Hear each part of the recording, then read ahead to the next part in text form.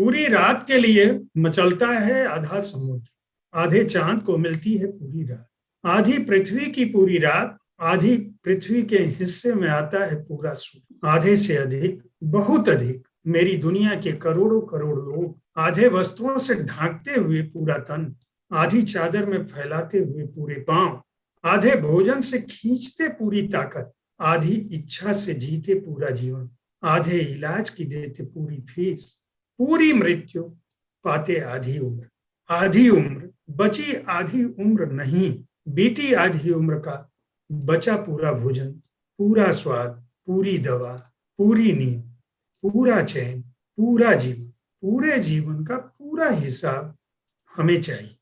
हम नहीं समुद्र, नहीं चांद, नहीं सूर्य, हम मनुष्य। हम आधे चौथाई या 1/8 पूरे होने की इच्छा से भरे हम मनुष्य।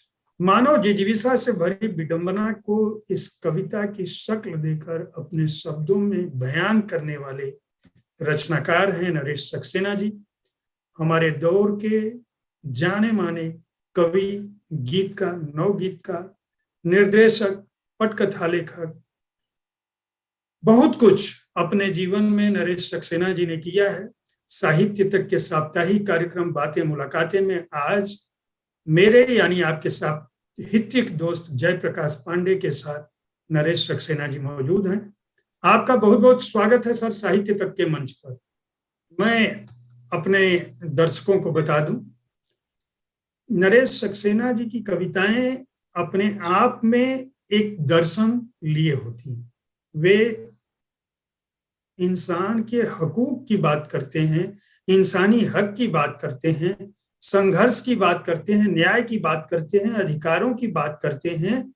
और उन्होंने जो कुछ भी रचा है, जो कुछ भी लिखा है, बिना उनकी चर्चा के समकालीन हिंदी कविता का अगर कोई वृत्त हम बनाए तो वो पूरा नहीं हो सकता। अपनी कविताओं के माध्यम से उन्होंने समाज और समय की गहन पड़ताल की है।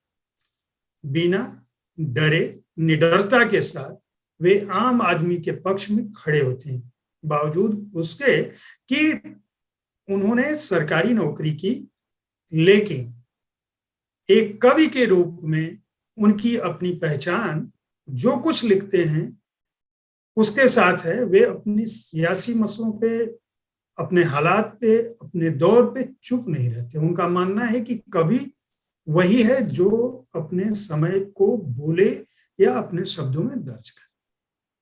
सक्सेना जी का जन्म 16 जनवरी 1939 को मध्य प्रदेश के ग्वालियर में हुआ। जहां तक मेरी जानकारी है, आपने ME की डिग्री ली, जल और पर्यावरण के क्षेत्र में बहुत सारा काम किया, उत्तर प्रदेश में सरकारी नौकरी की लंबे समय तक।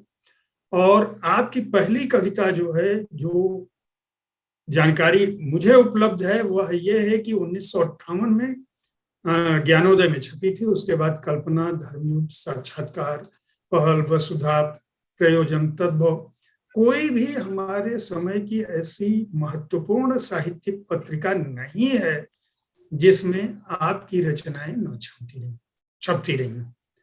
आप कविताएं लिखते रहे, लेकिन संग्रहों के मामले में बहुत कम संग्रह आपका प्रकाशित हुआ नंबर के हिसाब से।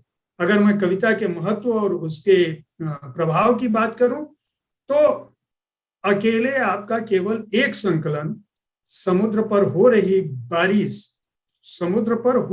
बारिश, वह अपने आप में इतनी महत्वपूर्ण है कि केवल एक संकलन से भी नरेश जी साहित्य जगत में अपने स्थान पर जहां वो हैं, उस जगह से उन्हें कोई हटाने की स्थिति में नहीं हो सकता। बाद के दिनों में कवि ने कहा, उनकी चुनी हुई कविताएं इस नाम से आई। एक पुस्तक और अमेज़न पे दिखती है जिसमें लिखा है, जिसके पास चली गई जमीन। इंजीनियरिंग, विज्ञान और तकनीक के विशेषज्ञ नरेश जी ने कविता की बाह कैसे थामी, इस पर हम एक चर्चा लंबी करेंगे अभी इसी बातचीत में। लेकिन इनके एक और स्वरूप के बारे में मैं बता दूं कि इन्होंने टेलीविजन और रंगमंच के लिए भी बहुत सारा लेखन किया, राष्ट्रीय फिल्म पुरस्कार हासिल किया। और आपका एक नाटक जो है, आदमी का आ, ये हिंदी सहित दूसरी भारतीय भाषाओं में लगभग 5,000 से अधिक बार मंचित हो चुका है। नरेश जी से मैं उनकी जीवन यात्रा के बारे में शुरुआत करता हूं। और सर, हम आपके बचपन से शुरू करेंगे। हम जानना चाहेंगे कि आपका बचपन कैसा था, परिवार में कौन से लोग थे, और पढ़ाई लिखाई, इंजीनियरिंग की शिक्षा के दौरान आपकी साहित्यिक रुझान कैसे हुई? देखिए, मेरा बचपन थोड़ा औरों से बहुत अलग, क्योंकि मेरे पिता सिंचाई विभाग में थे और उनकी पोस्टिंग अक्सर ऐसी जगहों पर होती थी, बांधों पर, पहाड़ों, जंगलों, नदियों के किनारे, नहरों के किनारे। तो बचपन में ऐसी जगह पर रहा मैं करीब 5 साल, जहां पर कि कोई बस्ती नहीं थी। 10-15 किलोमीटर इधर उधर सिवाय पहाड़, जंगल, नदी के कोई दूसरा घर नहीं था। मैं अकेला था। मेरी माँ, मेरी मुझसे भी छोटी बहन 2 साल की, मैं 5 साल का, और आसपास कोई नहीं, स्कूल का सवाल ही नहीं था। तो मैं 10 बरस की उम्र तक तो स्कूल ही नहीं गया। बताइए। मेरा मेरा एडमिशन सीधे 5वें दर्जे में हुआ, जब मैं 10 साल का था, मुरैना हाई स्कूल में। जो बात मैं बता रहा हूँ वो आसन नदी के किनारे पगारा बांध है, जो चंबल की एक सहायक नदी है वहां पर। तो मेरा बचपन तो ऐसे बीता, पिता ने मुझे घर पर ही थोड़ा गणित और हिंदी, इंग्लिश थोड़ी पढ़ा दी थी। स्कूल में मेरी पढ़ाई बचपन में नहीं हुई। दूसरी बात, आपने कहा इंजीनियरिंग के बारे में। ये एक बहुत बड़ा भ्रम है कि इंजीनियरिंग का, विज्ञान का, कलाओं से कोई कोई दुश्मनी है, बल्कि इनका विकास साथ साथ होता है। आप सोचिए कि जब पहली बार लोहा मिला होगा मिट्टी में, गर्म करके वो धातु मिली होगी, धातु को गला करके देखा होगा कि इसको गला करके अलग अलग शेप दिए जा सकते हैं, हल बनाया होगा, खेती शुरू की होगी। तो वो कला था, कितनी कला थी उसमें, कितना विज्ञान था। वो सही तो एक बात है। साथ, सारे विकास एक साथ होते हैं। तो जितनी कलाएं हैं, कौन सी कला ऐसी है जो विज्ञान के बिना संभव है, ये बताइए। यानी जब पाइथागोरस ने सारे गामा पाधा नी सा, उनके यहाँ दूसरे होते हैं, जो ऑक्टेव होता है, म्यूजिकल स्केल होती है, तो उसकी फ्रीक्वेंसीज, वो तो गणितज्ञ था, जी। उसने फ्रीक्वेंसीज निर्धारित की कि ये फ्रीक्वेंसीज आपस में संगत हैं। इनके अलावा कम ज्यादा फ्रीक्वेंसी होते ही वो बेसुरी हो जाएगी। ये कला पैदाइशी है, हमारे सिस्टम में बिल्ट इन है। अगर आप एक टीन का बक्सा जमीन पर घसीट दीजिए, तो आपकी पूरी जो नर्वस सिस्टम है ना, इस तरह से झंझनाएगी कि आप बर्दाश्त नहीं कर पाएंगे उसको। उसका कारण क्या है? ये है कि जो तमाम तरह की फ्रीक्वेंसीज पैदा हो रही हैं, बेमेल हैं, संगत नहीं है। और असंगत फ्रीक्वेंसीज को जो साउंड पैदा हो रही है, उसे हमारे कान और हमारी पूरे जो चेतना है वो बर्दाश्त नहीं कर पाती। एक भी स्वर बेसुरा अगर लगेगा कहीं, तो हमें परेशान कर देता है। तो ये जो तमाम कलाएं हैं, कोई चीज देखना, मैं आपको बताऊं, देखना, आप कहीं से शुरू करिए, ध्वनि से शुरू करिए, आंखों से शुरू करिए, कानों से शुरू करिए। कोई दृश्य ऐसा है जिसमें आवाज नहीं हो? दृश्य होता है तो ध्वनि भी तो होती है, उसकी गंध भी तो होती है, उसका स्पर्श भी तो होता है। वो अपने आप में कंप्लीट चीज होती है। कोई दृश्य हम देखते हैं। अब मैं कभी कभी बांसुरी बजाता हूँ, मैं आपको बांसुरी दिखाऊं तो आप कहेंगे कि अरे भाई, बांसुरी क्या दिखा रहे हैं, इसे इसे सुनकर देखेंगे इसे। जी। तो आप सुनकर देखेंगे, आप क्या कह रहे हैं? इसे देखेंगे, ऐसे नहीं देखेंगे, हम्म। सुनकर देखेंगे, माने कानों से भी देखेंगे इसको।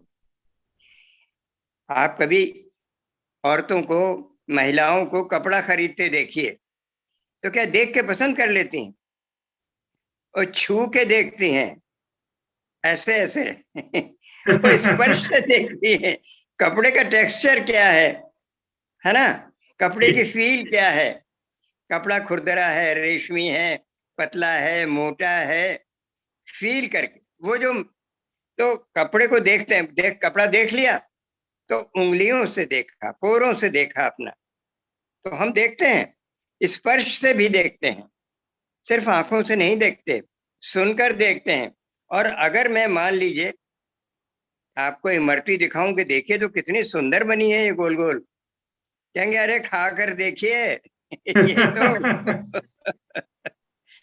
तो स्वाद मैं से भी देखते हैं। हम अपनी सारी ज्ञानेंद्रियों से देखते हैं, और एक भी जगह से देखना कम हुआ कि उसकी संपूर्णता में कमी आ जाती है। तो ये जो कलाओं के और विज्ञान के बारे में, ये देखिए आप कि आज नाटक है, सिनेमा है, ये कितना टेक्निकल है, कितना विज्ञान है इसमें। बिना लाइटिंग के कोई दृश्य आप दिखा सकते हैं? नहीं दिखा सकते। तो कितना बदल गया है, सारी कलाएं कितनी बदल गई हैं, सारा संगीत। आज एक जो कीबोर्ड है ना, उस पर सितार भी बजता है, उस पर बांसुरी भी बजती है। जो कलाकार थे बेरोजगार हो गए। तो ये टेक्निक क्या, विज्ञान क्या कर रहा है, कलाओं के अंदर कितना हस्तक्षेप वो कर रहा है। और जो शुरुआत हुई थी हमारे सोच समझ की, विज्ञान की, वो कलाओं से किसी तरह अलग नहीं थी। और अगर कलाएं नहीं होंगी तो विज्ञान भी नहीं होगा, और विज्ञान नहीं होगा तो कलाएं नहीं होंगी। ये भी समझ लेने की बात नहीं, आपकी बात से मैं सहमत हूं, लेकिन ये बात नरेश सक्सेना जी इसलिए कह पा रहे हैं क्योंकि उन्होंने विज्ञान को और इस प्रकृति को उस नजर से देखा है, एक कवि की नजर से देखा है, एक कलाकार और निर्देशक की नजर से देखा है। अगर ऐसा होता सारे वैज्ञानिक फिर कवि होते। जैसे सारे कला प्रेमी जरूरी नहीं है कि कवि हों, कवि होना अपने आप में एक अलग अहमियत रखता है। हर व्यक्ति कविता नहीं लिखता है, हर व्यक्ति वैज्ञानिक भी नहीं हो सकता, हर इंजीनियर कवि नहीं हो सकता, और हर कवि इंजीनियर नहीं है। तो आपकी मैं आप ये आपका बड़प्पन है कि आप कला और विज्ञान को कोई अंतर नहीं जोड़ के देख रहे हैं, या आप अपने अनुभव की बात कर रहे हैं।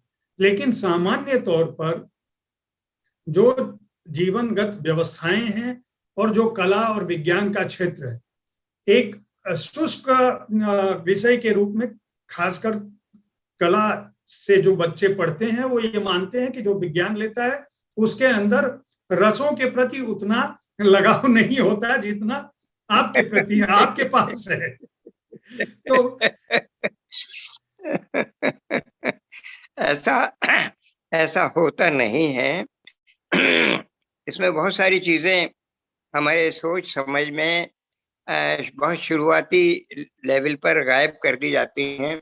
वरना ये देखिए कि जो जो भी चीजें हैं विज्ञान में, जो रिदम है, जो संगीत के साथ स्वरों की संरचना है, बिना संरचना के कोई चीज बनती नहीं है। स्ट्रक्चर, जो स्ट्रक्चर है, आप अगर इस स्ट्रक्चर को प्रॉपर्ली डिजाइन नहीं करेंगे, एक घर को बनाना, एक आर्किटेक्ट जब एक घर को डिजाइन करता है और उसने अगर ये नहीं पूछा कि आपके घर की पूर्व दिशा किधर है, आपके घर का दक्षिण किधर है, उत्तर किधर है, क्योंकि सूर्य जो है पश्चिम में जाते हुए सर्दियों में दक्षिण से जाता है, और अगर दक्षिण खुला नहीं है, दक्षिण में उसने दीवार बना दी, तो ये प्रकृति है। आप क्या करेंगे इस प्रकृति का? अगर उसके ज्ञान नहीं है आपको, तो आप सुंदर घर नहीं बना पाएंगे। सर्दियों में इतना ठंडा होगा कि आप कांपेंगे घर के अंदर। तो दक्षिण खुला होना बहुत जरूरी है घर का, दक्षिण दिशा खुली होनी चाहिए, क्योंकि सर्दियों में सूर्य उधर से ही झांकेगा आपकी खिड़कियों बरामदों में, और गर्मियों में क्या होगा, गर्मियों में वो उत्तर की तरफ जाएगा। अगर दक्षिण बंद कर दिया आपने दीवारों से और उधर खोल दिया तो गर्मी के मारे झुलस जाएंगे आप। तो ये जो चीजें हैं, ये जो जानकारियां हैं, अब इन्हें कहिए विज्ञान की जानकारियां हैं या घर बनाने की कला की जानकारियां हैं, ये सब जुड़ी हुई हैं आपस में, इन्हें अलग नहीं कर सकते, करना नहीं चाहिए। देखिए क्या होता है कि ये सौभाग्य था मेरा कि मैं जबलपुर में जब था तो मुक्तिबोध जबलपुर आते थे, जी और मेरा ऐसे शायद 2-3 लोग ही बचे होंगे जो मुक्तिबोध से उनके जीवन काल में मिले थे और अभी जीवित हैं। ऐसे हैं कुछ लोग, आग्नेय हैं और वो भी कवि हैं, अशोक वाजपेयी हैं, विनोद कुमार शुक्ल हैं, और मैं हूँ, ज्ञान रंजन है। तो हम लोग, मैं, विनोद कुमार शुक्ल और ज्ञान रंजन जबलपुर में थे। हरिशंकर परसाई के मार्फत हमारी मुलाकात मुक्तिबोध जी से हुई। तो एक बार उन्होंने मुझसे पूछा कि भाई तुम जो इंजीनियरिंग में पढ़ते हो, तो बोले क्या पढ़ते हो? मैंने कहा साहब स्ट्रेंथ ऑफ मटेरियल्स पढ़ते हैं, थ्योरी ऑफ मशीन्स पढ़ते हैं, स्ट्रक्चरल डिजाइन्स पढ़ते हैं। बोले अच्छा अच्छा ठीक है, तो क्या जो तुम पढ़ते हो वो तुम्हारे लिखने में आता है? अब मैं 18-19 साल का था। मैंने कहा ये कैसे आदमी है भाई, ये क्या पूछ रहे हैं? ये स्ट्रेंथ ऑफ मटेरियल्स और थ्योरी ऑफ मशीन्स और स्ट्रक्चरल डिजाइन्स, ये हमारी कविता में क्या मतलब इसका?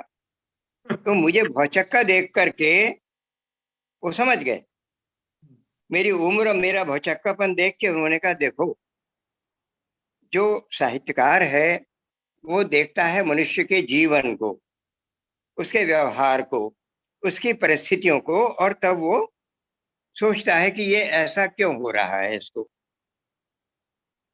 ठीक यही काम एक वैज्ञानिक करता है। वो पदार्थ जगत को देखता है, मनुष्य को भी देखता है, और देखता है कि ऐसा प्रकृति में क्यों हो रहा है। उसमें जिज्ञासा पैदा होती है, और जैसे आप अपनी कल्पना से और अपने अनुभव से मनुष्य के जीवन के बारे में लिखता है, वो पर्यावरण पदार्थ के बारे में सोचता है। हो सकता है लिखते लिखते सोचते सोचते वो प्रयोगशाला में चला जाए और पदार्थ के गूढ़ अंतरतम रहस्यों को निकालने लगे।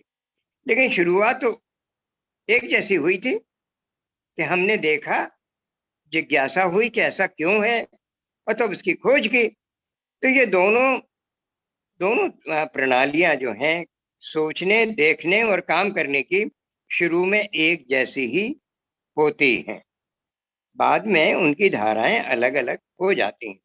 तो ये बात है। तो खुद मुक्तिबोध के बारे में ये लोग कम जानते हैं कि विज्ञान में बहुत गहरी रुचि थी उनकी, और अपने समय में वो अपने समय का जो नवीनतम अधुनातन ज्ञान था, यानी क्वांटम फिजिक्स, जी क्वांटम फिजिक्स जो आइंस्टाइन को छोड़कर आगे बढ़ गया था, उस समय वो क्वांटम फिजिक्स निश्चित रूप से पढ़ रहे थे। उन्होंने ब्लैक होल पर कविता लिखी। आप देखिए, मैं बताऊं आपको, क्योंकि विज्ञान का संदर्भ चल रहा है इसलिए मैं बता दूं आपको जी जी कि ब्लैक होल है कि नहीं है, क्या चीज है, इसको क्या नाम दिया जाए, ये 1965 तक तय नहीं हुआ। मुक्तिबोध मर गए 1964 में, और कृष्ण विवर नाम की कविता लिख चुके थे।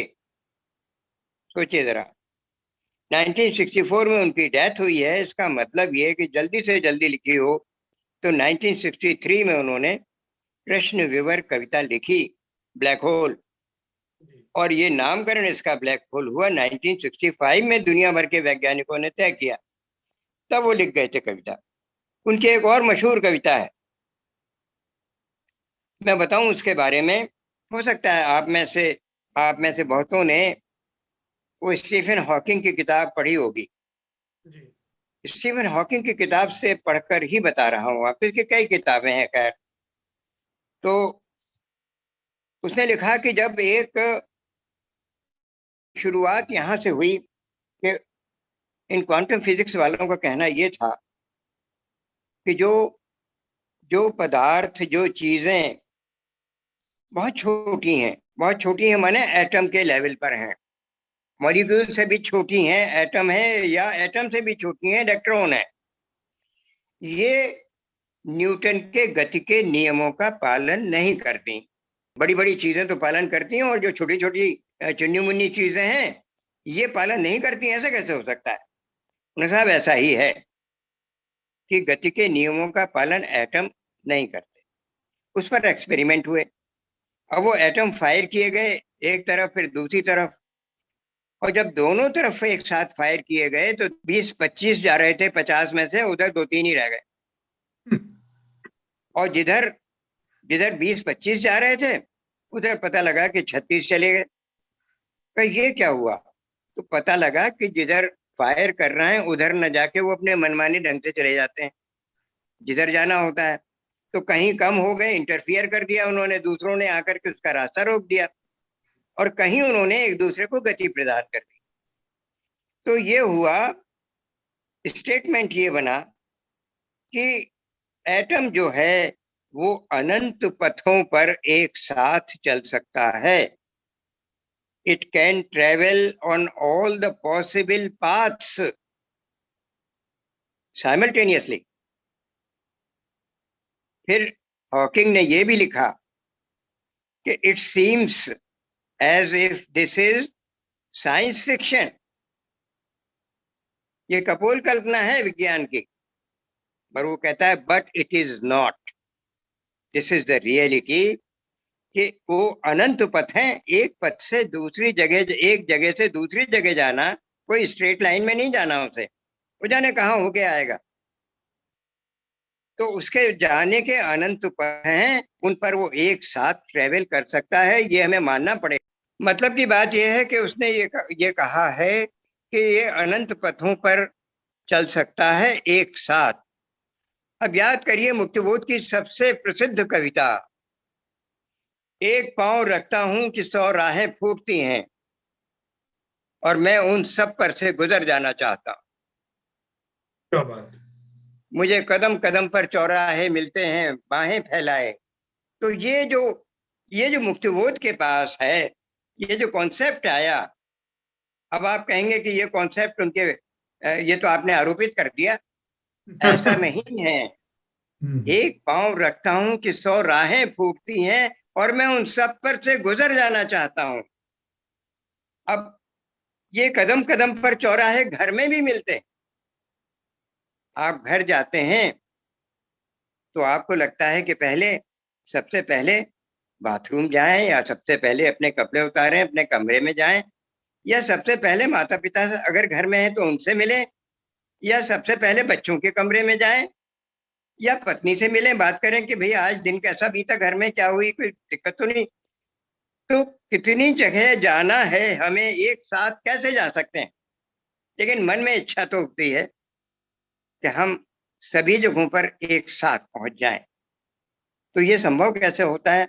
बहरहाल मुक्तबोध के साहित्य को, यदि गद्य को पढ़ेंगे, कविताओं को भी पढ़ेंगे, तो जगह जगह आपको क्वांटम फिजिक्स के, वो एक जगह कहते हैं, मैं उल्का फूल फेंकता मधुर चंद्रमुख पर, मेरी छाया गिरती है दूर नेबुला में। ये नेबुला कौन सी जगह? ये नेबुला वो जगह है जहां पर के निहारिकाओं का, सितारों का निर्माण होता है। ये क्वांटम फिजिक्स की टर्म है। और ये कब लिख रहे थे वो? ये 1964 में तो डेथ हो गई ना, ये 1964 से पहले ही लिख रहे थे। नेबुला शब्द आज बच्चे भी जानते हैं। आप अपने छोटे बच्चों से पूछेंगे तो कोई नहीं बता देगा नेबुला क्या चीज है, लेकिन आज से 50 साल पहले या 60-70 साल पहले हम लोग नहीं जानते थे नेबुला क्या चीज होती है। तो मुक्तिबोध के जगह जगह मिलेगा। खैर मैं बहुत उदाहरण दे सकता हूँ, तो अभी चूंकि विज्ञान की बात आई इसलिए मैं बता रहा हूँ। आप सल्वाडोर डाली का नाम आपने सुना होगा। सल्वाडोर डाली जो मशहूर बड़े महान चित्रकार हैं, पिघलती हुई घड़ियां जिनका चित्र है, मशहूर चित्र है उनका, तो वो भी आइंस्टाइन से बहुत प्रभावित थे। और उनकी जो पिघलती हुई घड़ियां हैं, उन घड़ियों में समय नहीं, क्योंकि घड़ियां पिघल रही हैं, उनके पिघलकर बहने में समय है, उस प्रक्रिया में समय है जिसमें घड़ियां विरूपित होकर के बहने लग जाएंगी, उनके डायल विरूपित हो जाएंगे, सुइयां घूम नहीं पाएंगे। और उसमें एक खिड़की है, खिड़की के बाहर आकाश है, जमीन है, धरती है, चट्टाने हैं, पहाड़ हैं, समय स्पेस में है। यही तो आइंस्टाइन ने कहा था, टाइम स्पेस के बिना हम टाइम को कंसीव नहीं कर सकते। तो समय को उसने स्पेस में, बहरहाल ये जो जो भी बड़े कलाकार हुए हैं, उन्होंने कभी विज्ञान को छोड़ा नहीं है। वो उनके कॉन्शियस स्टडी में आया हो या सबकॉन्शियसली अनकॉन्शियसली उन्होंने ग्रहण किया हो, विज्ञान के बिना हमारा विचार आगे चलता नहीं है। मैं नरेश सक्सेना जी से जानना चाहूंगा कि आपने दो बातें कही, मैं मान लिया आपकी बात मैं कि विज्ञान और कलाएं एक दूसरे से जुड़ी हुई हैं और ये सिर्फ मानव की अपनी इच्छा, अपनी समझ, अपनी दृष्टि और उसकी अपनी मेधा पर निर्भर करता है कि वह किस दृष्टि से जीवन को और जीवन की इन विधाओं को देखता है। आपने जो जानकारी दी उसमें यह है कि आपका बचपन 10 साल तक आप विद्यालय नहीं गए थे। दूसरा आपने बताया कि 18 साल की उम्र के आसपास आपकी मुलाकात मुक्तिबोध जी से हुई और मुक्तिबोध जी के सवाल से आप कला की तरफ, मतलब काव्य की तरफ, कविता की तरफ बढ़े। मुझे ऐसा लग रहा है आपके उत्तर से। मैं ये जानना चाहता हूं कि आपके घर का माहौल कैसा था और जिसको हम साहित्य कहते हैं या जो काव्य कर्म है, जो सृजन है, आखिर मुक्तिबोध को आप जानते रहे होंगे, तब तो हरिशंकर परसाई जी की मार्फत गए होंगे, तो वह जानकारी, मतलब हिंदी साहित्य की जानकारी, हिंदी साहित्य से जुड़े हुए लोगों की जानकारी, यह जानकारी कि मुक्तिबोध जी भी कुछ हैं या हरिशंकर परसाई जी के संपर्क में आप थे जबकि आप उस समय कॉलेज में थे, तो ये वातावरण, ये माहौल आपको कैसे मिला, उसके बारे में जरा बताएं। देखिए, जैसा मैंने बताया कि मैं जंगलों पहाड़ों में रहा 10 साल की उम्र तक। उसके बाद पिता ने मुझे जब पढ़ने के लिए मुरैना हाई स्कूल में भर्ती करा दिया, तो उनकी पोस्टिंग तो बाहर ही होती रही और मैं अपनी दादी के पास रहता था। तो दादी मेरी काफी उस समय भी बहुत बूढ़ी थी, बाहर के दुनिया के बारे में कुछ जानती नहीं थी, तो मैं पूरी तरह स्वतंत्र था। माता पिता का अनुशासन मेरे ऊपर था नहीं, मैं नंगे पांव यहाँ वहां पूरी दुनिया भर में घूमता था। और पिता ने मेरी हिंदी और अंग्रेजी इतनी ठीक ठाक कर दी थी कि मैं वहां पे 8वें दर्जे तक पढ़ा और टॉप करता रहा अपने क्लास में, और घूमता फिरता भटकता रहा इधर उधर खूब। उस भटकने के बाद 9th क्लास में मैं ग्वालियर में गया और ग्वालियर में बीसी हाई स्कूल में भर्ती हुआ। वहां कविता का शौक पैदा हुआ जी। और ग्वालियर ऐसी जगह थी दरअसल जहां उस समय हिंदी के सबसे मशहूर गीतकार मौजूद थे, यानी मुकुट बिहारी सरोज, मतलब जी। अखिल भारतीय स्तर पर जो मशहूर कवि थे, गीतकार थे।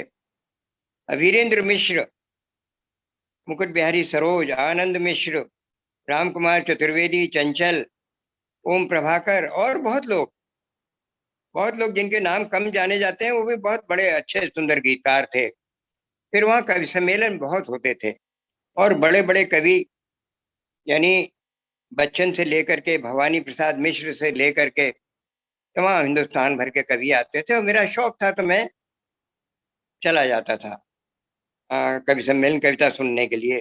कविताएं मुझे याद भी हो जाती थी, उनको गेय होती थी। संगीत में शौक था, थोड़ी बांसुरी बजाने लगा था, तो कविताओं को सुनते हुए मुझे कुछ कोर्स की कविताएं भी याद हो गई थी। तो वो शौक मुझे बचपन से ही लग गया था और मैंने ग्वालियर में ही वो 4 मुक्तक लिखे थे जो 1958 में ज्ञानोदय में छपे। तो लेकिन मैं तो गीतों का संस्कार लेकर के जबलपुर गया था। वहां वहां मुझे मिले विनोद कुमार शुक्ल, जो एग्रीकल्चर साइंस पढ़ रहे थे। मैं इंजीनियरिंग कॉलेज में था, वो एग्रीकल्चर साइंस कॉलेज में थे। सोमदत्त भी थे वहां पे। तो सोमदत्त वेटरनरी कॉलेज में पढ़ रहे थे, तो हम तीनों मित्र थे, घूमते फिरते बात करते थे अक्सर। तो विनोद जी ने एक बार मुझे बताया, वो आए थे राजनांद गांव से, वो वहीं के रहने वाले थे। मुक्तबोध जी की पहली नौकरी जो कायदे की लगी थी, वो हिंदी कॉलेज में प्रोफेसर, कॉलेज में हिंदी के प्रोफेसर हुए। तो वो राजनांद गांव से आए, तो उन्होंने मुझसे कहा कि मुक्तबोध जी आने वाले हैं और हम लोग उनसे मिलेंगे। मैंने कहा पता नहीं कौन मुक्तबोध हैं, मैं नहीं जानता था। अच्छा। यानी मैं केदारनाथ सिंह को जानता था, धर्मवीर भारती को जानता था, भवानी प्रसाद मिश्र को जानता था, दिनकर को जानता था, लेकिन मुक्तबोध को नहीं जानता था। वो छपते ही नहीं थे, तो कैसे जानता मैं। सही बात। बहरहाल जब वो आए और उनसे मुलाकात हुई, तो 3 बार मेरी मुलाकातें मुक्तबोध जी से हुई और आज तक मैं मेरी मेरी जो थोड़ी बहुत पहचान अलग, एक अलग तरह के कवि की है, तो वो इसी कारण थी। उसमें मुझे मानना चाहिए कि उसमें विनोद कुमार शुक्ल, ज्ञान रंजन, हरिशंकर परसाई और मुक्तिबोध और इन सब लोगों की संगत का साथ था। हाँ, चूंकि बात आपकी कविताओं की होगी और हम आ ही गए कविता पे। कविताओं का मतलब, नरेश सक्सेना जो कविताएं लिखते हैं, वे कविताएं किसी नारे की तरह या किसी आंदोलन की तरह या किसी के पक्ष में खड़ी हुई क्यों दिखती? आपकी नजर से कविता का उद्देश्य क्या है, क्या होना चाहिए, और क्या कविताओं को राजनीतिक हस्तक्षेप या कविताओं में राजनीतिक बयान आने चाहिए? कविता कविता होती है, वक्तव्य होती है या कुछ और होती है, ये सब बाद में होता है। पहले उससे कविता की शर्त पर खरा उतरना होता है। यानी कविता की जो शर्तें हैं वो हैं उसके उसकी अंतिम परिणति तो संवेदना को जगाने में होनी चाहिए। अगर वो आपके दिल को हिला नहीं देती तो कविता नहीं है। सूक्ष्म होना, थोड़े से में अपनी बात, ज्यादा बात कह देना। अगर थोड़े से में ज्यादा बात नहीं कह रहे तो फिर लेख लिख रहे हैं आप, भाषण दे रहे हैं, है ना। कविता सूक्ष्म होनी चाहिए, एक पंक्ति में, 2 शब्दों में तमाम सारी बात कह दे हो। तो ये जो कविता का पैटर्न है, सूक्ष्म होना है, सुंदर होना है और संवेदनीय होना है, तभी वो कविता है। वो राजनीतिक है कि नहीं है, और राजनीतिक क्या नहीं है, मुझे ये बता दीजिए। आपका चैनल राजनीतिक है कि नहीं है, किन लोगों को कौन सी खबरें दबा देता है, कौन सी खबरें चला देता है, ये राजनीतिक है कि नहीं।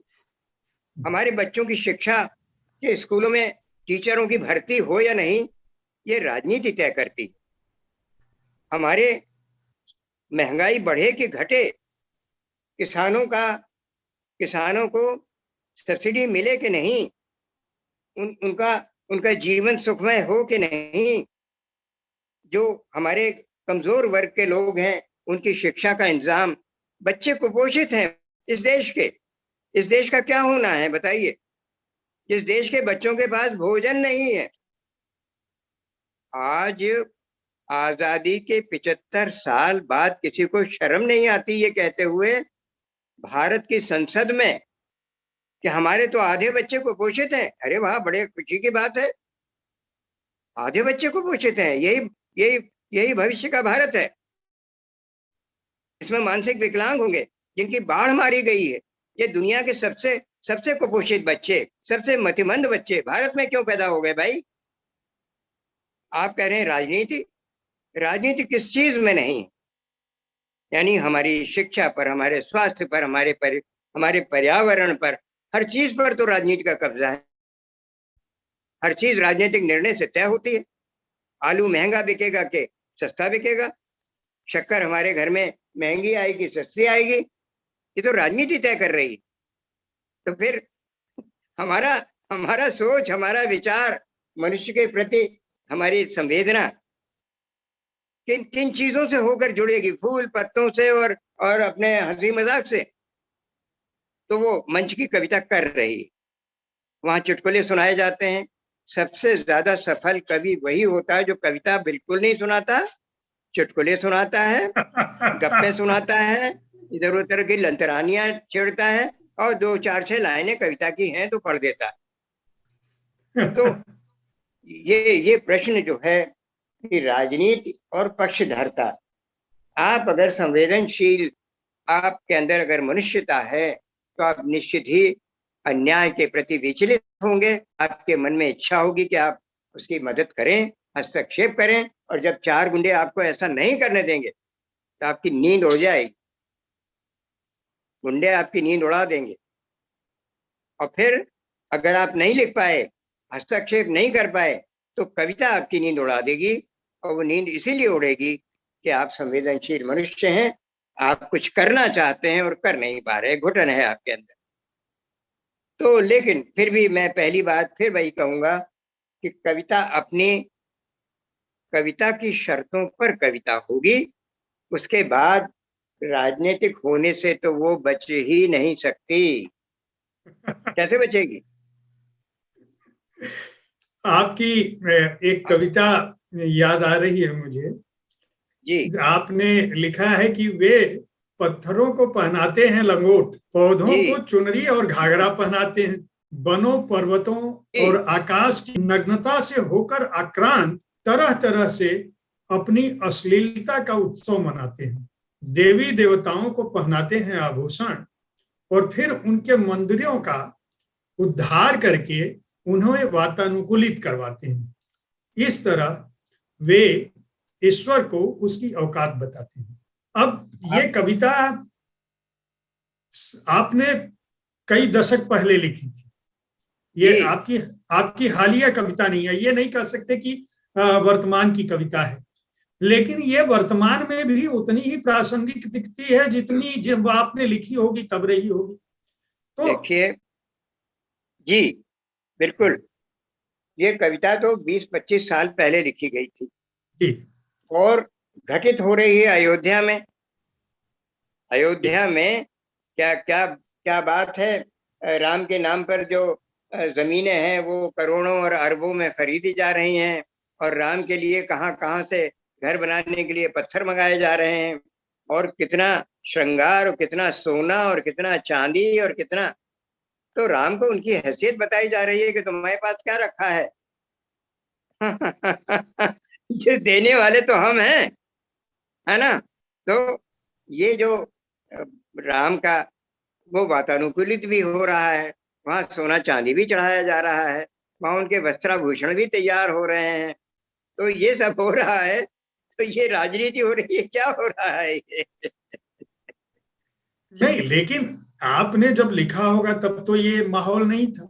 और दूसरा, ये पूरी माहौल हमेशा दुनिया का में होता है। देखिए, मैं बता देता हूँ आपको। तुलसी की पूजा करने के लिए वो उसमें उन्होंने एक मोटी सी गोटे लगी काढ़ के चुनरी पहना दी। अच्छा, वहां धूप कम आती थी। मैंने उनसे, मैडम से कहा, कि भाई ये धूप वैसे ही कम मिल रही है तुलसी के पौधे को, और आपने इसके ऊपर ये सर्दियों में चुनरी और डाल दी है मोटी सी, ये तो बिना धूप के मर जाएगी। नहीं मानी, तुलसी का पौधा सूख गया। तो वहां से मुझे लगा कि ये जो जो अंधभक्ति है, जो रूढ़ है पौधों को, तो फिर तो दिखने लगा कि हनुमान जी को लंगोट चढ़ाया जा रहा है और किसी का मुकुट चढ़ाया जा रहा है। ईश्वर से हम मांगते हैं कि ईश्वर को देने वाले बन गए। ये अहंकार कहाँ से आ गया कि हम देंगे आपको घर। नहीं, आपका ये विचार जो है ये सनातन धर्म के करीब है या साम्यवाद के करीब? ये किसी वाद के, इसे इसे किसी वाद से इसलिए मत जोड़िए कि ये ईश्वर की जो परिकल्पना है हमारे पास, ईश्वर को कोई मानता हो या ना मानता हो, प्रकृति को तो मानता है, उन शक्तियों को तो मानता है जिसके ऊपर उसका काबू नहीं है। जब तक मृत्यु का रहस्य पता नहीं चलेगा तब तक तो ईश्वर जीवित रहेगा। लेकिन जिस दिन हमने मृत्यु के अंदर हस्तक्षेप कर दिया और जीवन को वापस लौटा लाए, उस दिन तो ईश्वर की मृत्यु निश्चित है। बहुत इलाकों में उसकी मृत्यु हो गई, क्योंकि जो काम करता था वो हम करने लगे। कि भगवान सबसे बड़ा काम क्या करवाते थे, हे भगवान ये कर दो, बारिश कर दो, ये बिठा दो, हाँ रात को प्रकाश कर दो। सब कर लिया हमने, ईश्वर से कहने की जरूरत नहीं। तो बहुत से इलाकों से ईश्वर बेदखल हो चुका है। अब मृत्यु जरूर रह गई है जिसमें हम जीवन को लौटा नहीं पा रहे वैज्ञानिक मिलकर के। जिस दिन ये काम हो गया ईश्वर कि जय श्री राम हो जाएगा ईश्वर का। इसी देखिए, आपके इन्हीं विचारों के चलते कुछ आलोचक आपकी कविताओं को साम्यवादी सत्य की तलाश करते हैं। मैं ये जानना चाहता हूं कि जो लोग ये नरेश सक्सेना जी पर यह आरोप लगाते हैं या जो कहते हैं कि नरेश सक्सेना की कविताएं साम्यवादी सत्य की तलाश में, क्या यह सच है?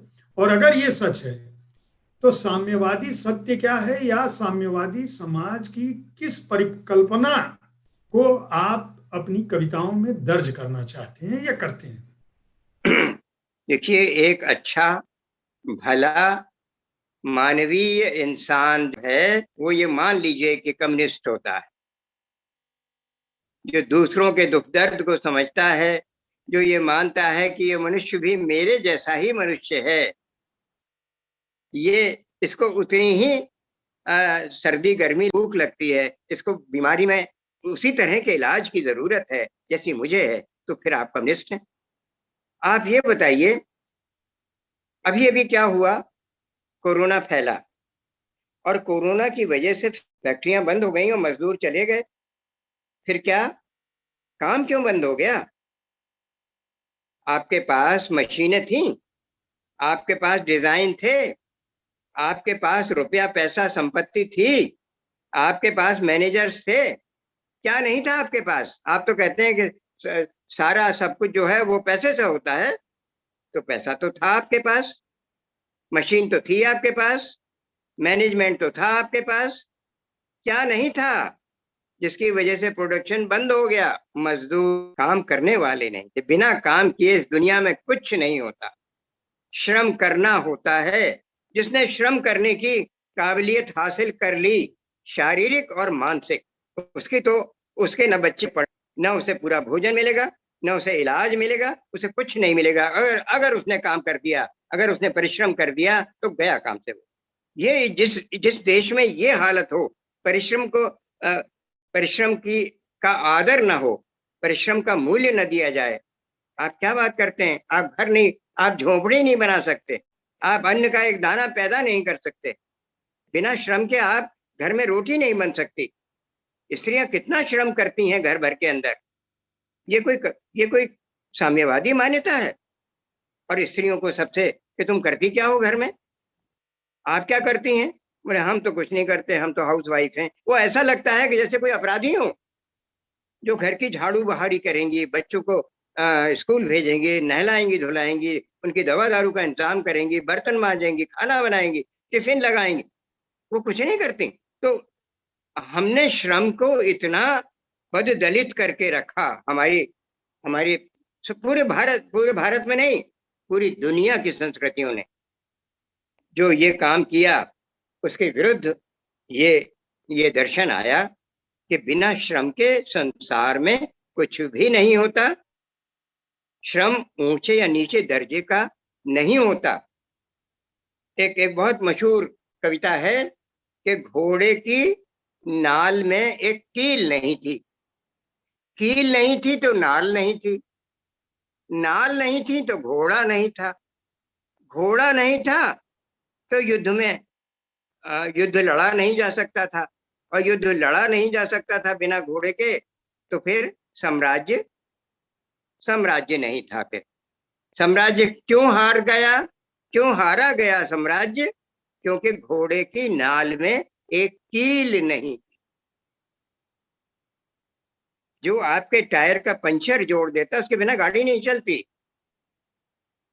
जो नट बोल्ट है कि भाई नट बोल्ट है यार, कार्बोरेटर होती है असली चीज, तो पिस्टन होता है असली चीज, तो नट बोल्ट तो बेकार है, तो खोल के फेंक दीजिए नट बोल्ट, चला लीजिए गाड़ी अपनी।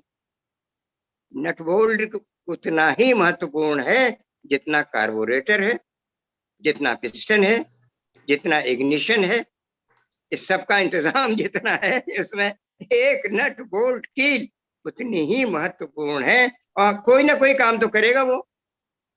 भाई सब एक जैसे हो गए, मान लीजिए हम सब इंजीनियर हो गए, सारे पूरा देश इंजीनियरों से भर गया, तो नट बोल्ट भी तो कोई बनाएगा, कील भी तो कोई ठोकेगा। तो ये क्यों हम मान के चलते हैं कि जो परिश्रम करता है, अगर उसका पूरा उसको पूरा सम्मान और पूरा उसका दाय उसको अगर हम देने लगे तो हम कुछ और हो जाएंगे, हम साम्यवादी हो जाएंगे, हम कम्युनिस्ट हो जाएंगे, मार्क्सवादी। अरे भाई मनुष्य हो जाएंगे, अक्लमंद हो जाएंगे, सही हो जाएंगे। नहीं, लेकिन कम्युनिज्म की ये स्थिति फिर क्यों हुई, इस देश में क्यों हुई? और जो अभी विचारधारा है, जिन लोगों के पास सत्ता है, आप कह रहे हैं कि श्रम का अगर हम महत्व हमें करना चाहिए, आपकी बात एकदम सच है कि श्रम का महत्व होना चाहिए और जो लोग काम करते हैं उनको सम्मान मिलना चाहिए। लेकिन हमारी राजनीतिक व्यवस्था में इस तरह से हाशिए पर क्यों चला गया? जो हक की बात है या श्रम निचले तबके पर पूरी दुनिया में क्यों चला गया? आपने खुद कहा, इसकी वजह क्या देखते हैं? वो पार्टियों का फेल्योर है। देखिए, पार्टी एक अलग चीज है, सिद्धांत और दर्शन एक अलग चीज है। उस दर्शन को अगर आप इस तरह से लागू करेंगे, मूर्खतापूर्ण ढंग से लागू करेंगे, तो उसका क्या हाल होगा? जो हाल होना था तो हो गया। तो ये फेलियर जो है, ये मार्क्सवाद का फेलियर नहीं है, ये मार्क्सवादी पार्टियों का फेलियर है।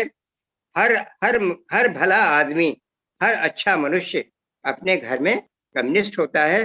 क्या आप ऐसा करते हैं कि जो कमाता है वो सबसे ज्यादा खाएगा और जो नहीं कमाता उसको कुछ नहीं मिलेगा? तो वो कुछ नहीं कमाता। जिसका पाँव खराब हो गया, जिसका हाथ खराब हो गया, जो विकलांग है, जो आधा अधूरा ही काम कर सकता है, उसको रोटी कम मिलेगी क्या? उसको ज्यादा मिलेगी। माँ और पिता उसका ज्यादा ख्याल रखेंगे कि कहीं उसे ऐसा ना लगे कि मैं कम काम कर पाता हूं, तो घर में मुझे प्यार, घर में मुझे सामान, खाने की चीजें, केयर, मेरी दवा दारू कम मिलती है, उसे ज्यादा दिया जाता है, कम नहीं दिया जाता। तो इसे क्यों नहीं समझते आप कि हर अच्छी व्यवस्था में अच्छे मनुष्य जहां होंगे वहां कम्युनिज्म अपने आप में लागू होता है। ये तो पार्टियों का फेलियर है। जी, आप कविताओं के अलावा, मतलब कविताओं में तो आपकी जो ईमानदार चिंता है, जो आप कह रहे हैं वही आपकी कविताओं में भी दर्ज होता है, दिखता भी है।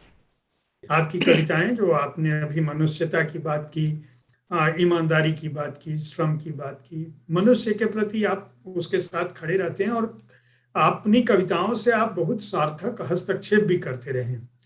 यही वजह है कि आपकी कविताओं पर आपकी समझ को देखते हुए बहुत बार बहुत सारी पत्रिकाओं के संपादक आपको अच्छी कविताओं की तलाश का काम भी सौंप देते रहे हैं। एक तो इसके बारे में मैं जानना चाहूंगा। दूसरा ये कि रंगमंच का जो आपका काम है, आपके नाटकों के लेखन का काम है, और आपने राष्ट्रीय पुरस्कार भी उसके लिए हासिल किया, निर्देशन के लिए। तो इन अनुभवों के बारे में, मतलब कविता की तो चलिए बात समझ में आती है कि कविता आपकी, आप जैसे हैं, आप मानते हैं प्रकृति ने आपको गढ़ा और मनुष्यता के पक्ष में आपको होना चाहिए, हर व्यक्ति को होना चाहिए। आप ये मानते हैं तो स्वाभाविक रूप से वही बात लिखेंगे भी। रंगमंच की तरफ और निर्देशन की तरफ कैसे गए, और उसका अनुभव आपका कैसे? देखिए, ऐसा है कि रंगमंच क्या तभी होता है जब आप किसी प्रोसेनियम थिएटर में जाते हैं, कुर्सी पे बैठते हैं और मंच पर अभिनय देखते हैं। ये नाटक आप घर में नहीं करते क्या? वो कौन सा घर है जहाँ आपके नाटक को बहुत बार गोद का बच्चा भी समझ लेता है। आप कह देते हैं वो किसी खतरनाक चीज से खेल रहा है, आप कहते हैं वो गायब हो गई, वो आश्चर्य से देखता है गायब हो गई। रंगमंच ऐसा है कि हम अपनी बॉडी लैंग्वेज से, अपने शब्दों से, अपनी आवाज से हम लगातार कम्युनिकेट करते हैं। यही नाटक होता है। देखिए, हम हम एक हूं की आवाज करते हैं, तो आप देखिए उसमें कितना चरित्र होता है। हम्म हाँ, ये जो आवाजें हैं, ये बहुत कम्युनिकेट कर रही हैं। हमारी बॉडी लैंग्वेज, हम बच्चे की तरफ बढ़ते हैं, आंखें देखते ही वो सहम जाता है, देख लेता है कि पिटाई होने वाली है हमारी। तो ये जो तमाम सारे कम्युनिकेशन है शब्दों के अलावा, आवाजों से, मुद्राओं से, ये इसको फिर हम एक कला की तरह इस्तेमाल करते हैं। और नाटक में ये काम, क्योंकि सिनेमा में हमारे पास नदी होती है, पहाड़ होता है, जंगल होता है, फूल होते हैं, स्टेज पे कुछ भी नहीं होता, लेकिन एक्टर को अपने शरीर से, अपनी आवाज से, अपनी भंगिमाओं से जंगल, पहाड़, मैदान, नदी पैदा करने पड़ते हैं, और वो पैदा करता है। आपको पता लगता है कि ये इस वक्त पानी में घुस रहा है, ये डूब रहा है। ये एक्टर का अपने शरीर से करता है। जो जो नाटक है वो शरीर से होता है, शब्दों से नहीं होता। आप सोचिए, कम्युनिकेशन जो है हमारी भाषा में, जब भाषा का जन्म नहीं हुआ, तो फिर कम्युनिकेशन कैसे होता था? मुद्राओं से होता था ना, अभिनय से ही तो होता था। अगर कहीं शेर है और हमारे पास शेर का न शब्द है न भाषा है, तो हम कैसे कम्युनिकेट करेंगे कि उधर शेर है? तो कोई जेस्चर करेंगे ना, जेस्चर करेंगे, आवाज निकालेंगे कि उधर मत जाओ। तो ये तो जन्मजात भाषा से पहले अभिनय आ गया था हमारे पास, ये समझ लीजिए। भाषा बहुत बाद में आई है, लय पहले आ गई, संगीत पहले आ गया, चित्रकला और भी पहले आ गई। गुफाओं में चित्र मिलते हैं, गुफाओं में शब्द नहीं मिलते, शब्द बहुत बाद में आए। उससे पहले ये सारी कलाएं आ चुकी थी हमारे पास, है ना? जी। अब एक वाक्य में बोल के बताऊं। देखिए, मैं एक वाक्य बोल के बताऊं आपको। क्या आप बंबई जा रहे हैं? आप बंबई जा रहे हैं? आप बंबई जा रहे हैं, आप बंबई जा रहे हैं, कोई और नहीं। इधर उधर मत हो जाना। तो ये जो आवाज चल रहा है, ये जो आवाज में एक्सप्रेशन आ रहा है, ये नाटक का एक बहुत छोटा सा पार्ट है। मुद्राएं और इससे बड़ा पार्ट है। रिदम, एक्सप्रेशन, अभिनय का सारा जो है मिलकर नाटक बनाता है। अगर कोई ये समझता है कि चेहरे पे सफेदी पोत करके और कॉस्ट्यूम पहन करके और ताज पहन करके आप राजा बन जाएंगे, तो राजा नहीं बन पाएंगे। अगर आप यूं करके खड़े हो जाएंगे ना, तो राजा, और यूं करके खड़े तो लगेगा कि हाँ, ये राजा आ गया। पैरों की धमक आपकी बताएगी कि आप जमीन को दबाते हुए चल रहे हैं, ये कोई राजा आ गया है। तो ये देह के अभिनय की समझ होती है अगर, तो नाटक बनता है। सिर्फ शब्दों से, डायलॉग से थोड़ी नाटक बनता है। तो ये बात है। और तो आपकी रुझान आपकी रुझान कैसे हुई? आप तो कविता कर रहे थे, आप नौकरी भी कर रहे थे। देखिए, आप भी नौकरी कर रहे हैं। नौकरी करते हुए भी क्या हम संगीत से, अभिनय से, चित्रकला से, नाटक से, मनुष्यता से, राजनीति से अलग होते हैं क्या? नहीं होते। तो ये मान के चलिए कि हम संगीत, बचपन से ही बांसुरी बजाने लगा था, माउथ ऑर्गन बजाता था, और अपने शहर में मुझसे अच्छा कोई नहीं बजाता था। मैं ऐसे ही नहीं बजाता था, मैं आप प्रोफेशनल था। आप हमारे मतलब दर्शकों के लिए सुनाने की मतलब मैं ये दुस्साहस करना उचित नहीं होगा, लेकिन क्योंकि इतनी बार चर्चा हुई है कि मैं तो आपसे गीत भी सुनूंगा, बांसुरी भी सुनने की इच्छा है। अगर संभव हो तो चाहे कोई भी एक धुन। और आपके जो जैसे अभी आपने मुझे उद्धरण से बताया, तो जी। मेरे एक सवाल मेरे मन में ये भी आया कि आप तो खुद ही इतने अच्छे कलाकार भी हैं, सर्जक भी हैं, संगीत की भी समझ रही, कलाओं की जितनी भी विधाएं हो सकती हैं उन सबकी समझ आपके पास है। आपके मन में ये नहीं हुआ कि चलो मुंबई चलते हैं और एक्टर ही बन जाते हैं? मैंने मैंने लखनऊ में रह करके ही फिल्म बनाई, लखनऊ के कलाकारों के साथ ही बनाई, और मुझे नेशनल अवार्ड मिला। मुझे जूरी का स्पेशल मेंशन अवार्ड, उस साल मेरी पहली फिल्म थी, वो सेलुलाइट पर बनी हुई। जी। तो जूरी का स्पेशल मेंशन अवार्ड में, लेकिन मैं जाता वाता कहीं नहीं हूँ। मैं कभी अपनी किताब छपवाने नहीं गया। मैं कभी अपनी फेसबुक पे हूँ, आज तक फेसबुक पे अपनी एक कविता नहीं डाली मैंने। तो मैं बहुत जीवन को अपनी प्राथमिकताओं के साथ में जीवन जीता हूँ। उसके दौरान जो आता जाता है वो उसको स्वीकार करता जाता हूँ। यूट्यूब पर जाएंगे तो बांसुरी भी मिल जाएगी मेरी, माउथ ऑर्गन मिल जाएगा बजाया हुआ, व्याख्यान मिल जाएगा, कविता पाठ मिल जाएगी, बहुत कुछ मिल जाएगा यूट्यूब पर। मेरा नाम नरेश सक्सेना डालिए, बहुत कुछ मिल जाएगा आपको। हाँ, और ओवरऑल मैं आपको बता दूं कि मैं किसी भी कम्युनिस्ट पार्टी का मेंबर न था, न हूं, न मेरा कोई इरादा है। आप कम्युनिस्ट पार्टी के मेंबर नहीं हैं और जी। आपने कार्ड नहीं बना रखा है, लेकिन अभी पिछले दिनों क्या अभी हाल में ही भारत सरकार की जो प्रकाशन विभाग की एक पत्रिका है आजकल, जी। उसके जी। कवर पर, आवरण पर आप पर केंद्रित एक अंक उसका निकला और आवरण पर आपका चित्र है जिसमें आपने जोगिया कुर्ता पहन रखा है। और उस पर पिछले दिनों सोशल मीडिया पे एक काफी बड़ी चर्चा हुई और कहा यह गया, आक्षेप यह लगाया गया कि नरेश सक्सेना जी ये कहते हैं कि यह सरकार असहिष्णु है, दक्षिणपंथी सरकार है, और इस सरकार के खिलाफ न केवल आपने जितने भी बयान हुए हैं उस पर हस्ताक्षर किया है बार बार, बल्कि आप बिहार में एक उम्मीदवार के प्रचार में भी गए थे। यानी आपकी पक्षधरता इस सरकार के खिलाफ है, भले ही आप कम्युनिस्ट पार्टी के सदस्य नहीं हैं।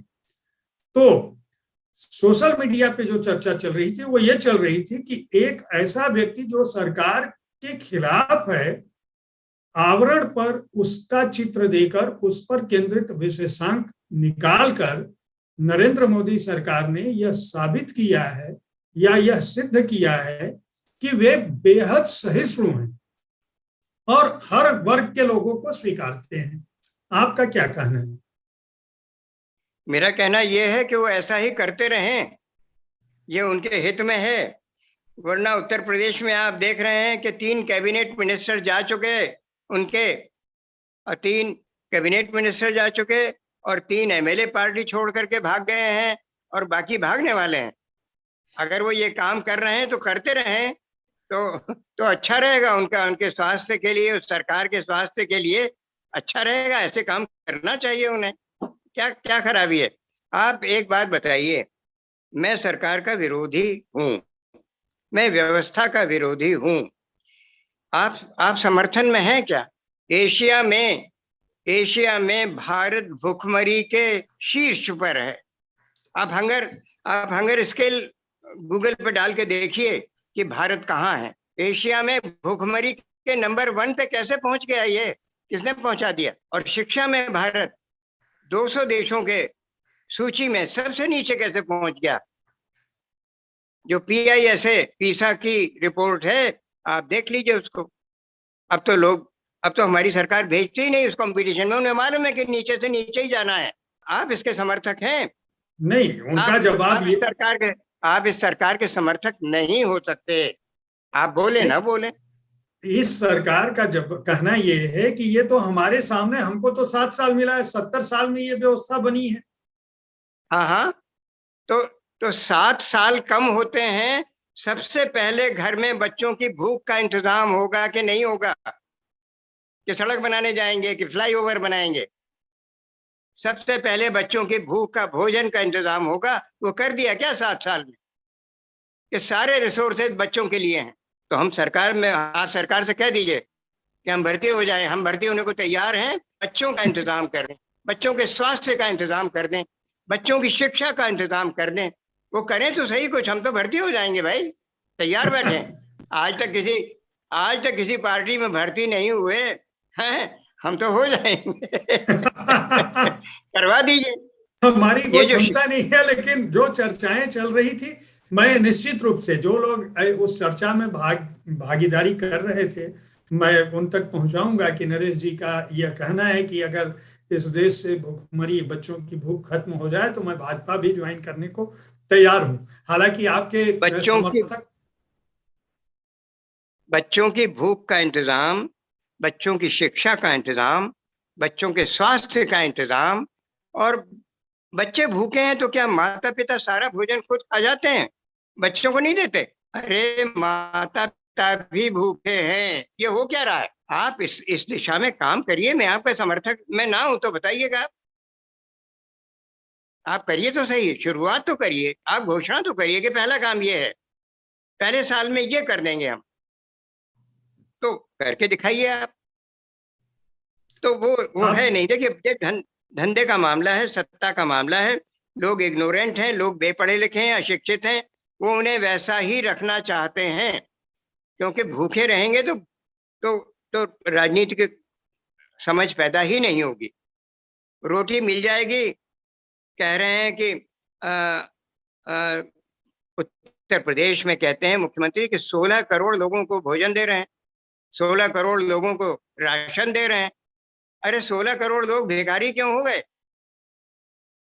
16 करोड़ लोग अपना भोजन खरीदने लायक नहीं रहे। क्या हो गया? आप ये काम तो करिए भाई, हम तो आपके साथ हैं। करिए। आपने कहीं एक बार लिखा था कि कविता ऐसी है जो बुरे वक्त में काम आए। जी। जी। तो बुरे वक्त में आप देखिए, बुरे वक्त में हमारे काम कौन आता है? तुलसी आते हैं, कबीर आते हैं, रहीम आते हैं। हमारे काम आते हैं कि नहीं आते? तो हम उस कविता की तलाश क्यों न कर रहे हैं जो हमारे बुरे वक्त में काम आए? जरूर। इसीलिए आपकी एक और कविता अभी मुझे दिखी कि जगहें खत्म हो जाती हैं जब हमारी वहां जाने की इच्छाएं खत्म हो जाती हैं, लेकिन जिनकी इच्छाएं खत्म हो जाती हैं वे ऐसी जगहों में बदल जाते हैं जहां कोई आना नहीं चाहता। कहते हैं रास्ता भी एक जगह होता है जिस पर जिंदगी गुजार देते हैं लोग, और रास्ते पांव से ही निकलते हैं। पांव शायद इसीलिए पूजे जाते हैं। हाथों को पूजने की कोई परंपरा नहीं हमारी संस्कृति में। ये कितना अजीब बात है। वो ऐसी जगह में बदल गए हैं, वो खुद ऐसी जगह पे बदल गए हैं जहां कोई जाना नहीं चाह रहा, लोग छोड़ छोड़ के भाग रहे हैं वहां से। आपने इसमें भी राजनीतिक अर्थ एक तलाश लिया। मैं आपसे कुछ कविताएं, चलिए बांसुरी तो चलिए आप, आप कह रहे हैं तो मैं YouTube से ढूंढ लूंगा, लेकिन कुछ कविताएं हमारे श्रोताओं को सुना दें, और सुनना चाहूंगा मैं। और हाल के दिनों में आपने क्या कुछ लिखा है, और मैं ये भी जानना चाहूंगा कि आपने लगातार अपने को मतलब जब से आप सृजन कर रहे हैं, 18-19 साल की उम्र से आज आप 80 साल के से ऊपर, मतलब 8 दशक से अधिक की लगभग यात्रा आपकी है। तो पिछले 6 दशकों में आपने लगातार सृजन करने के बावजूद बहुत सारे कविता संकलन क्यों नहीं आए? इसकी क्या वजह है? देखिए मैं क्या कहूं, इसके लिए मुझे संतोष जब तक नहीं होता तब तक मैं कविता पूरी नहीं मानता। जो मान लेते हैं, जो धड़ाधड़ कविता का प्रोडक्शन कर सकते हैं वो कर रहे हैं, वो क्षमता मेरे पास नहीं है। और लोगों के पास तो 30-40 संकलन है, जो मेरी उम्र के हैं उनके पास 25 और 30 संकलन है, 40 संकलन है। तो इस बारे में तो मैं आपको एक बात बताऊं कि ज्ञान रंजन एक बार लखनऊ में घर आए, आकर बोले, नरेश इस साल तुम्हारा कविता संग्रह आ जाना चाहिए। हमने कहा आ जाएगा, सन 2000 की बात है। अरे बोले, तुम हर साल ऐसे ही कह देते हो, हर बार पूछो, लेकिन तुम हमारी प्रॉब्लम नहीं समझ रहे। तो मुझे कुछ लोगों ने बता दिया था कि मुझे वो पहल सम्मान देना चाहते हैं, और मेरी कोई किताब नहीं। मैं 60 वर्ष का हो गया था, मैं रिटायर हो गया था, और किताब नहीं थी। और तमाम लोग मुझे जानते थे, मुझे पहचानते थे, मेरी कविताएं छपती थी, मैं कविता पाठ करता था और ज्यादातर लोगों से अच्छा पाठ करता था। किताब नहीं थी। तो उन्होंने कहा तुम हमारी प्रॉब्लम नहीं समझ रहे। तो मुझे पता नहीं उस दिन क्या हुआ, मैंने कहा कि ज्ञान रंजन जी, मैं आपकी प्रॉब्लम समझ रहा हूँ, जिनकी बहुत सी किताबें छप गई हैं उनको पहले निपटा दीजिए, जिनके कोई किताब नहीं, हाँ, जिनकी कोई किताब नहीं है उनको बाद में देखा जाएगा। तो बहुत आहत हुए। जाहिर था कि मुझे वो चाहते भी थे, उनका सम्मान आज भी बहुत करता हूँ। वो बिना कुछ कहे चुपचाप चले गए। अगले दिन सुबह उनका फोन आया कि तुम्हें बिना किसी किताब के पहल सम्मान दे दिया गया है, घोषित हो गया है। इस वर्ष का पहल सम्मान बिना किताब के घोषित हुआ है। तो कम से कम अब ये करो कि अभी 4-5 महीने सम्मान समारोह जब होगा तब तक ये किताब, उसका विमोचन हो जाएगा उस कार्यक्रम में, अब छपवा लो। तो ये स्थिति रही है कि क्या करना है किताब का। कविता लोगों के दिल और दिमाग और स्मरण में जानी चाहिए, तब तो वो कविता है। वरना तो कविता संग्रह की किताबें जो हैं, कविताओं की कब्रें हैं, पड़ी हैं उसमें। कौन देखने जाता है उन्हें, कौन पाठक है उनका। मेरी 2 लाइनें अगर आपकी स्मृति में, आपके जहन में चली गई हैं तो वो कविता है। तो क्या बात।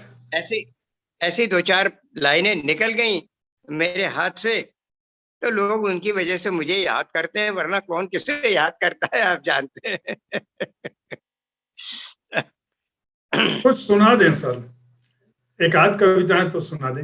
मैं जरूर सुनाता हूं आपको। एक कविता तो मैं आपको वो जरूर सुनाता हूं जो बहुत सुनी गई है लोगों ने, लेकिन एक खास वजह से सुना रहा हूं। शिशु। शिशु लोरी के शब्द नहीं, संगीत समझता है। शिशु लोरी के शब्द नहीं, संगीत समझता है। बाद में सीखेगा भाषा, अभी वो अर्थ समझता है। समझता है सबकी मुस्कान, सभी की अल्ले ले ले ले। तुम्हारे वेद पुराण कुरान, अभी वो व्यर्थ समझता है, अभी वो अर्थ समझता है। समझने में उसको तुम हो कितने असमर्थ, समझता है। शिशु शिशु लोरी के शब्द नहीं संगीत समझता है, अभी वो अर्थ समझता है, बाद में सीखेगा भाषा, उसी से है जो है आशा। शिशु लोरी के शब्द नहीं संगीत समझता है। तो देखिए, इस संगीत को समझने की बात है। इसमें बेसुरे सुर अगर भर देंगे तो संगीत नष्ट हो जाएगा और ये सारे तामझाम नष्ट हो जाएंगे। अगर ये संगीत नहीं बचेगा, अगर एक शिशु नहीं बचेगा, तो कुछ भी नहीं बचेगा। तो चलिए एक कविता मैं इधर की लिखी हुई पढ़ देता हूँ, छोटी कविता है। मरना है ये तो तय है, पर कब और किसके हाथ यही संशय है। जो है सबसे नजदीक उसी से सबसे ज्यादा भय है, ये कितना बुरा समय है। मरना है ये तो तय है, पर कब और किसके हाथ यही संशय है। जो है सबसे नजदीक उसी से सबसे ज्यादा भय है, ये इतना बुरा समय है। आप तस्वीर में मेरे पास हैं, लेकिन अगर आमने सामने होते और आपको पता होता कि मुझे 2 दिन पहले ही कोरोना हुआ है, तो आप मेरे नजदीक नहीं आते आप दूर भागते मुझसे जो घर के लोग हैं, जो सबसे प्रिय लोग हैं, वो भी 4 हाथ दूर खड़े होकर बात करते हैं मुझसे सही बात, यह बात तो है। कोरोना की वजह से इतना बुरा समय आ गया है कि जो सबसे नजदीक हैं वही सबसे दूर खड़े होकर के बात करते हैं, तो राजनीति की क्या बात करते हैं। तो सर, आपने जो समय जिया, मुझे लगता है कि आपने एक बहुत ही प्रखर रचना से भरा हुआ, कलाकर्म से भरा हुआ समय गुजारा और एक पूरा एक लंबी यात्रा की है, जिसमें मुक्तिबोध से लेके आज की पीढ़ी जो लिख रही है उसको भी आपने देखा और समझा।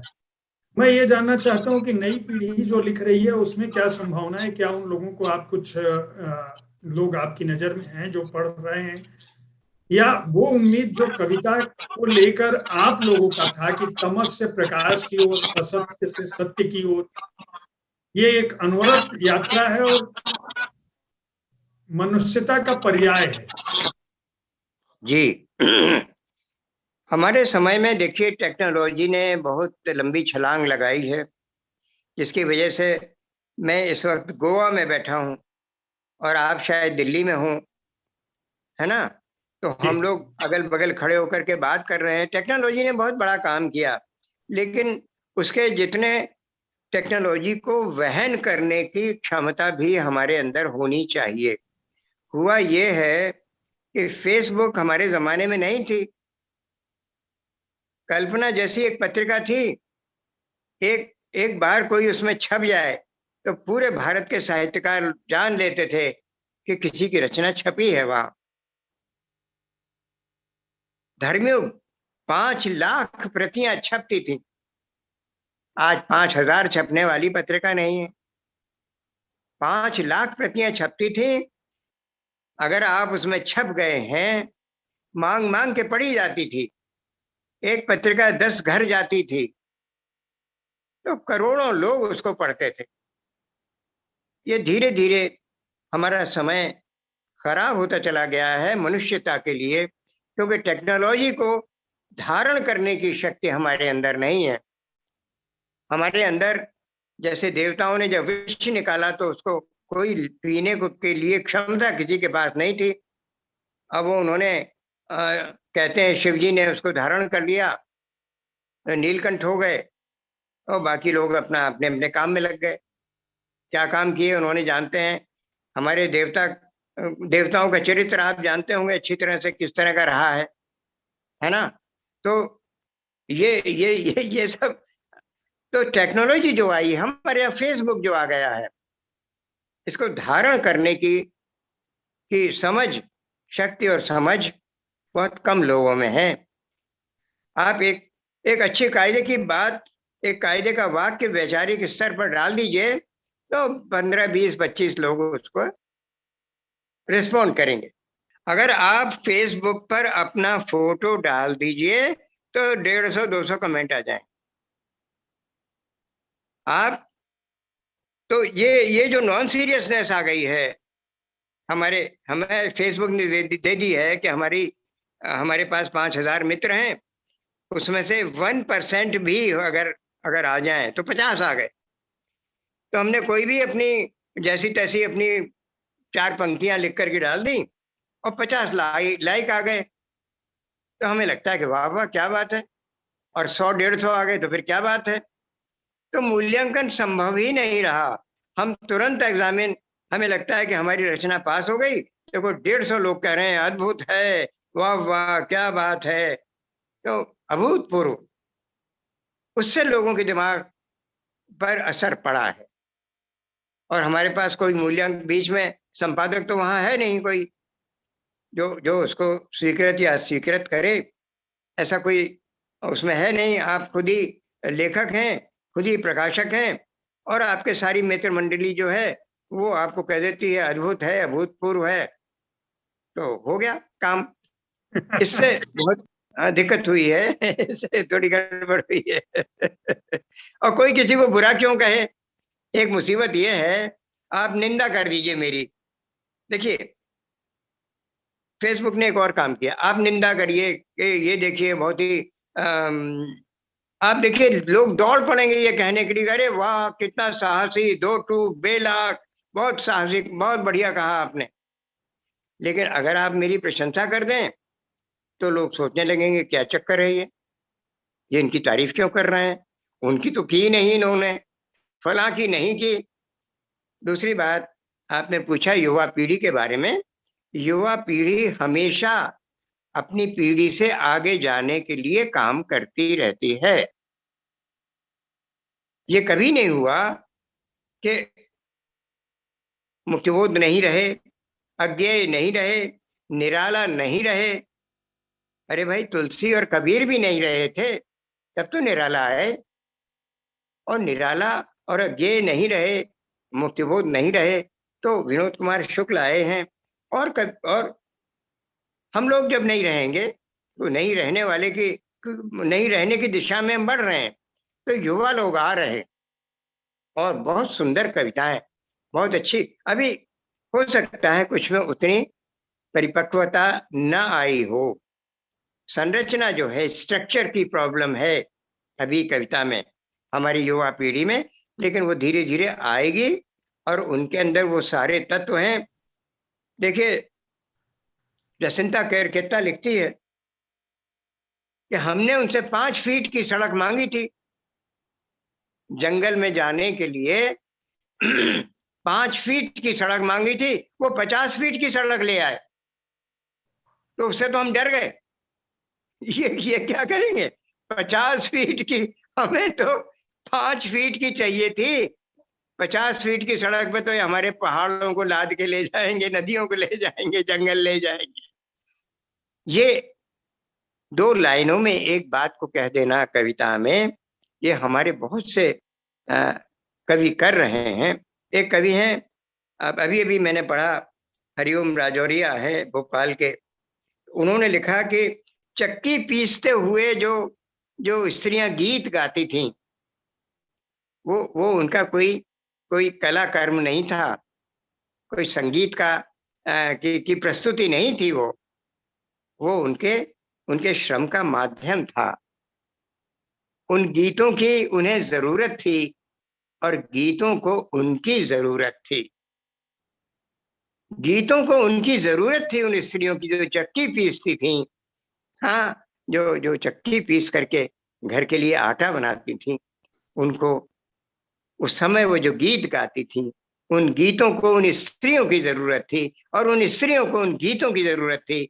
अगर ये बात नहीं रहेगी कि हमारी कलाओं को हमारी जरूरत हो और हमें कलाओं की जरूरत हो, तो मनुष्यता खत्म हो जाएगी। ये हमारे सारे नए युवा पीढ़ी के कवियों में है और वो निश्चित रूप से आगे आते जा रहे हैं। आएंगे आगे। आपसे बातचीत करके बहुत अच्छा लगा। जी, अगर कोई संदेश अपने प्रशंसकों को आप देना चाहते हैं तो वो क्या होगा? मैं संदेश इतना ही देना चाहूंगा, जो बहुत जरूरी है कि हम अपने बच्चों को रट्टू तोता होने से बचाएं। ये जो 99% आ रहे हैं, ये बहुत घातक है हमारे लिए। ये क्या कर रहे हैं? 4 साल का बच्चा जिसको अपने घर की बोलचाल की भाषा तो आती है, वो इंग्लिश मीडियम में चला जाता है। उसको इतिहास, भूगोल, सारे विषय, गणित, उसको उस भाषा में पढ़ाया जा रहा है, भाषा उसे आती ही नहीं है। तो करेगा क्या? घर पे आता है, होमवर्क करता है, रटाते हैं माता पिता, रटते रटते सोचना खत्म हो जाता है उसका। इसको बंद करें।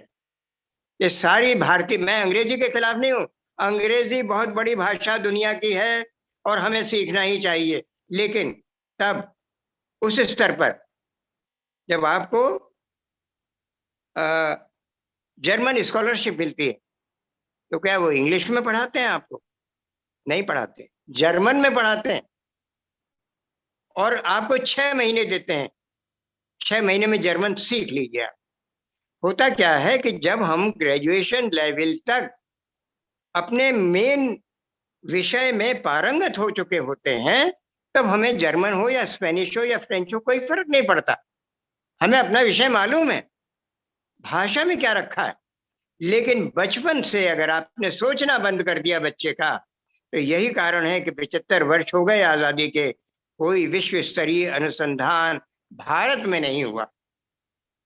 हाँ, दक्षिण कोरिया में हुआ, चाइना में हुआ, जापान में हुआ, हंगरी में हुआ, दुनिया के तमाम उन देशों में हुआ जो अपनी मातृभाषा में बच्चों को पढ़ा रहे हैं। तो ये मेरा संदेश निश्चित रूप से है। दूसरी बात ध्यान रखें कि एडिसन को स्कूल से निकाल दिया गया था, ये बच्चा नालायक है, पढ़ता नहीं। इसके अलावा ये जो आइंस्टाइन थे, इनको स्कूल से निकाल दिया गया था, ये बच्चा पढ़ने लायक नहीं है। स्टीफन हॉकिंग को एडमिशन नहीं दे रहे थे, प्रोफेसर हॉयल थे, अंतरिक्ष विज्ञान के प्रोफेसर, वो कह रहे थे इसके नंबर ही नहीं आते। तब लोगों ने कहा कि सर उससे बातचीत करके देख लीजिए। जब उन्होंने उससे बातचीत की तब वो कन्विंस हुए। मैं आपको बता दूं कि सीवी रमन को नोबेल मिला भारत में, चंद्रशेखर को नोबेल मिला भारत में, सत्येंद्र नाथ बोस आइंस्टाइन के साथ काम करने गए। ये सारा इतिहास आजादी से पहले का है। इंग्लिश मीडियम नहीं था तब, इंग्लिश मीडियम बाद में आया, इसने हमारी शिक्षा को खत्म कर दिया। हमें इंग्लिश जरूर सीखना है, लेकिन शिक्षा का माध्यम तो मराठी होगी, बंगला होगी, कोंकणी होगी, हिंदी होगी। इसके ऊंचे स्तर पर जाकर के हम दुनिया की तमाम भाषाएं सीख लेंगे, और तब हम नोबेल प्राइज एक नहीं प्राप्त करेंगे, 50-50 प्राप्त करेंगे। हमारी आबादी, दुनिया के कितनी बड़ी आबादी हमारे पास है, हंगरी से 100 गुनी ज्यादा। हंगरी के पास 50 नोबेल प्राइज हैं, छोटा सा देश है। तो ये संदेश जरूर दूंगा कि जो भी इस बार चुनाव में आपके सामने खड़े हों, उनसे पहला आश्वासन लीजिए कि आप शिक्षा मातृभाषाओं में करेंगे अनिवार्य, वरना शिक्षित नहीं होगा भारत। नई शिक्षा नीति में उन्होंने भारतीय भाषाओं को प्रश्रय देने की बात तो कही है। लेकिन इंग्लिश मीडियम स्कूल धंधा करते रहेंगे। कोई बच्चा जो है वो, हमारी सारी भाषाएं गुलाम भाषाएं हैं भाई। इन्हीं भाषाओं में तो हमने लड़के अंग्रेजों को भगाया था, इन्हीं भाषाओं से हमने लड़ाई लड़ी थी, इन्हीं भाषाओं के माध्यम से अंग्रेजों से कहा था कि वापस जाओ। अब वो भाषा हमारे ऊपर, क्योंकि जो बच्चा 50 रुपए महीने, 500 रुपए महीने में पढ़ सकता है, वो 5,000 रुपए महीने में पढ़ता है। और दून स्कूल में क्या करता है? 12 लाख रुपए सालाना फीस है हाई स्कूल की, 12 लाख रुपए महीना। और एक दूसरा स्कूल है, वहां 18 लाख रुपए सालाना फीस है। 1.5 लाख रुपया महीने की फीस पे बच्चे पढ़ रहे हैं। ये कौन सा कौन सा समाजवाद है भाई? ये कौन सा सबको समान अवसर है? ये समान अवसर है? नीता अंबानी का स्कूल 22 लाख रुपए सालाना 9th क्लास के बच्चे पढ़ा सकते हैं आप? नहीं पढ़ा सकते आप। तो ये क्या हो रहा है इस देश में? अब आप कहते हैं कि आप जो है वो वामपंथी हैं, तो आप फला हैं ढिका हैं। अरे भाई, हम इंसान हैं, हम देख रहे हैं अपने देश की दुर्दशा। कहेंगे नहीं? आप भी कहेंगे, आपको भी कहना चाहिए। चलिए ठीक है।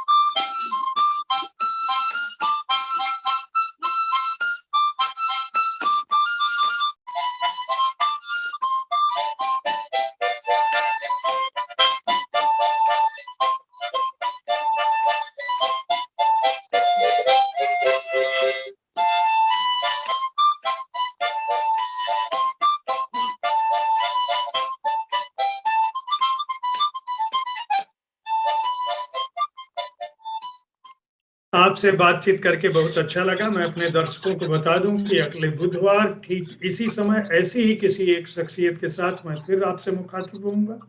तब तक साहित्य तक देखते रहें। बातें मुलाकातें पर आपकी प्रतिक्रिया का हमें इंतजार रहता है, और हम कोशिश करते हैं कि हमारे समय के जो महत्वपूर्ण हस्ताक्षर हैं साहित्य जगत के, वे इस कार्यक्रम में हमारे साथ मौजूद हों। सर, आपका बहुत बहुत धन्यवाद।